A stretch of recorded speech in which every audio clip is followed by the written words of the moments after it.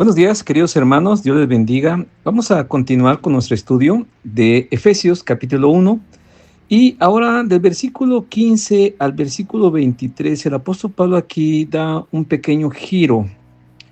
Una vez que enumeró las grandes bendiciones que tenemos al ser hijo de Dios, ahora se dirige un poquito más de manera personal a esta iglesia, a estos hermanos de Éfeso. Y eleva una oración muy interesante que es importante que la meditemos detenidamente. Voy a leer, voy a leer solamente de versículo 15 al versículo 17, ¿sí? Y vamos a ir desmenuzando un poquito algunas ideas que traen estos versículos.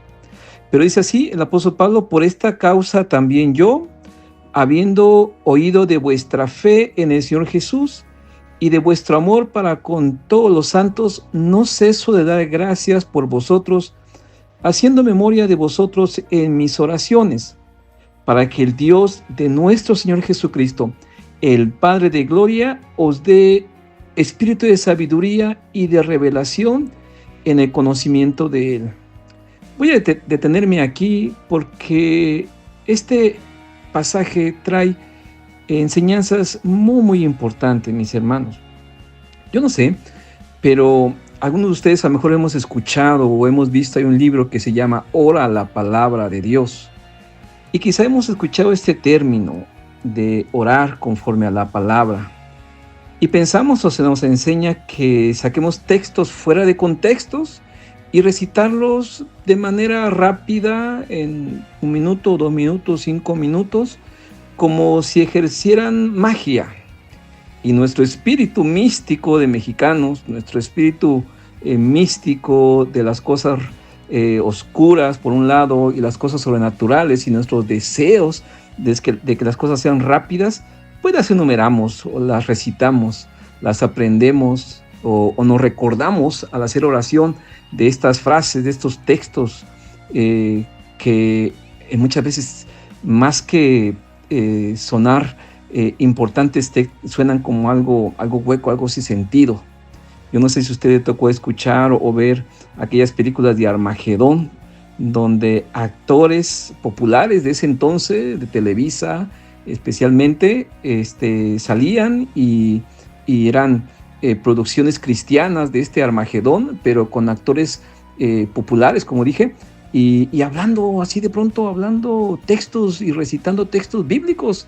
Incluso algunas personas llegaron a pensar que se había convertido, ¿cómo se llama? Araiza, no creo cómo se llama uno que se llama Araiza, no sé, pero esos que salían en películas pornográficas de esos años, pero ahora los veían o los veíamos en esta producción cristianas, recitando, hablando textos, hablando pasajes, hablando historias bíblicas. Es interesante esta producción. Yo creo que tuvo su importancia, si alguno de ustedes recuerda, pero si no, puede ver ahí en internet y busque películas cristianas de Armagedón. Y hay una gran cantidad, no sé, como 25, y que tocaban temas muy interesantes. Si tiene oportunidad, se la recomiendo. Y usted va a encontrar ahí actores muy conocidos de su época o de nuestra época que recitan y hablaban textos. A veces nosotros pensamos que recitar o hablar texto ya va a tener un efecto místico, un efecto poderoso, porque estamos hablando la palabra de Dios. Algunos dicen que a final de cuentas es la palabra, pero en la Biblia encontramos una y otra vez que es el corazón. El corazón, porque a través de la historia y a través de la misma palabra encontramos que hay gente que conoce. Es más, Jesús dijo, ¿verdad? Los demonios conocen la palabra y tiemblan.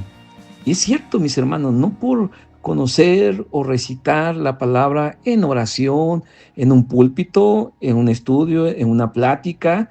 Hay gente que también jamás tiene una comunión con Dios, jamás ayuda, sirve en su casa, en su hogar, en su familia, en su trabajo. Pero eso sí, en la calle anda hablando de Dios y de muchas cosas acerca de la Biblia, recitando textos, pasajes, historias, pero en su casa es el vil demonio, o una mujer totalmente alejada de Dios y de los mandamientos que Él da. Entonces, recitar la palabra, hermanos, no nos va a hacer ni más espirituales, ni nos va a hacer que se cumpla. Y aquí, ¿por qué digo esto? Porque aquí el apóstol Pablo hace una oración por gente que conocía. Fíjese, por eso es importante nosotros también que tengamos cuidado cuando de pronto nos invita o nos piden orar por alguna persona que ni conocemos, ni sabemos, ni se interesa de Dios, ni quiere saber nada de Dios. Tenemos que tener mucho cuidado. Claro, hay que orar y hay que saber orar por ellos. Y como hijos de Dios hay que saber orar por ellos. Y precisamente el Nuevo Testamento nos muestra cómo debemos de orar. Aquí el apóstol Pablo, mis hermanos, empieza una oración muy interesante, que es digna de que la meditemos. La primera cosa que quiero señalar es que él conocía a sus interlocutores. Él conocía a esas personas de manera muy, muy personal por las cuales está orando.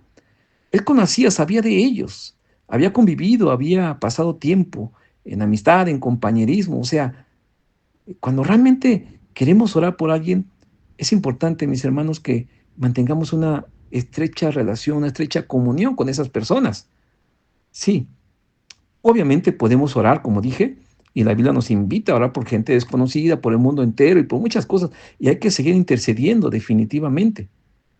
Pero aquí la enseñanza en las iglesias y en la iglesia de Dios es que el apóstol Pablo conocía a esas personas, y por eso dice, y vea cómo dice el versículo, dice, por esta causa también yo, habiendo oído de vuestra fe en el Señor Jesús y de vuestro amor para con todos los santos. O sea, él conocía y después de cierto tiempo escuchaba la vida de estas personas. ¿Quiénes eran estas personas? Eran personas que estaban atravesando una lucha, una crisis, diferentes circunstancias. Pero dice, yo escucho la fe de ustedes en el Señor Jesucristo. Vea, el apóstol Pablo está orando por cristianos que tienen fe en Jesús, por gente que ama al Señor Jesús, por gente que ama, dice, a todos los santos. O sea, que ama a la iglesia, que ama a su iglesia y que ama a los cristianos en general. El apóstol Pablo está diciendo, ustedes de Éfeso tienen una fe maravillosa en Cristo.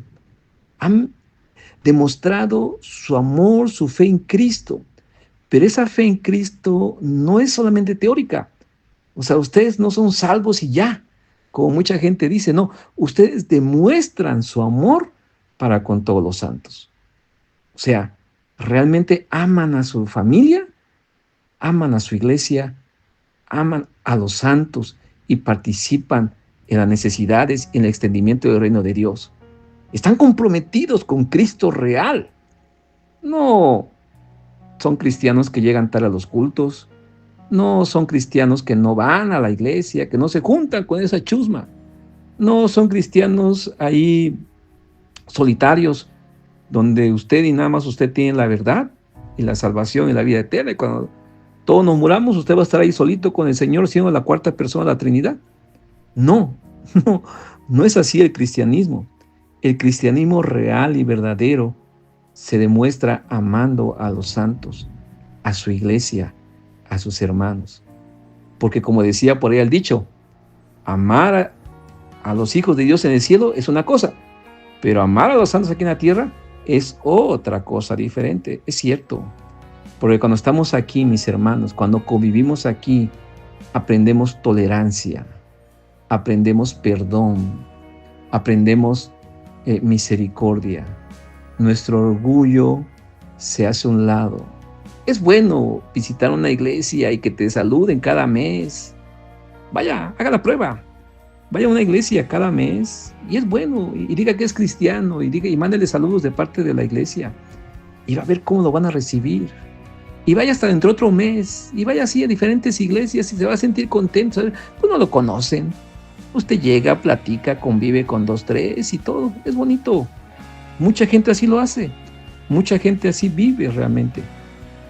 Pero comprometerse con la iglesia local, como estos de Éfeso, es otra cosa. Comprometerse significa trabajar juntos. Y cuando trabajamos juntos, de pronto vemos que el hermano no hizo lo que debía de ser, que la hermanita llegó tarde, que el hermano no trajo lo que debe de traer completo, que la hermanita hizo aquello, que llegó esto, y empezamos a ver muchas cosas y aprendemos tolerancia, aprendemos humildad, sencillez, aprendemos a pedir las cosas, por favor, aprendemos cuando estamos juntos a llevarnos bien a pesar de todo, pero también cuando estamos comprometidos con la iglesia y juntos adoramos, es algo bonito, es algo hermoso. Cuando estamos en una célula y platicando, compartiendo ideas, cuando tenemos enseñanza, cuando vamos a visitar a una enferma, a una persona, cuando tenemos que sacar nuestro bolsillo para dar una ofrenda a una persona y ayudarle, es algo hermoso, es algo bonito. Cuando nos piden ayuda, nos llaman por teléfono y vamos a medianoche o en la tarde y nos piden que pasemos por un hermano, por sus hijos y que lo llevemos aquí y allá, es algo bonito. Todo esto es bonito, pero es también tiempo donde nos comprendemos, invertimos dinero, esfuerzo, tiempo. Esto es amor a los santos. Esto es compromiso a nuestra iglesia. Y aquí el apóstol Pablo dice, yo voy a orar por ustedes. ¿Por quiénes? Por ustedes, las personas que aman a Cristo y que aman a la iglesia, que se aman entre ustedes y que aman a todos los santos y que lo demuestran comprometidamente. Cuando se juntan a orar, cuando se juntan cada 8 días, cuando se juntan los miércoles, cuando se juntan los jueves, cuando se juntan los martes a estudio bíblico, cuando se juntan para ayudar a un hermano, a ustedes que son la iglesia de Dios, a ustedes, por ustedes voy a orar. Los conozco y doy gracias a Dios. Dice el versículo 16, no ceso de dar gracias a Dios haciendo memoria de vosotros en mis oraciones. Imagínense, hermanos. Invierta su tiempo por las personas fieles a Dios. Invierta su oración en intercesión por las personas que aman a la iglesia Palabra de Vida. Invierta su tiempo con aquellas personas que están luchando junto con usted y que están impactando el mundo en el cual Dios nos ha puesto. Así es que es interesante este pasaje, mis hermanos.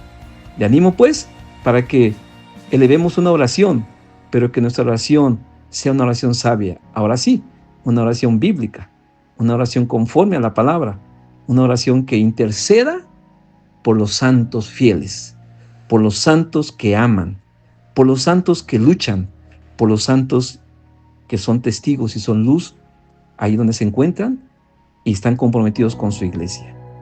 Sigamos orando, sigamos intercediendo para hacer esa iglesia fuerte y poderosa en Cristo Jesús, y esas familias sigan siendo luz aquí en Tepa, en Jalisco y en el mundo. Que Dios bendiga, amados hermanos.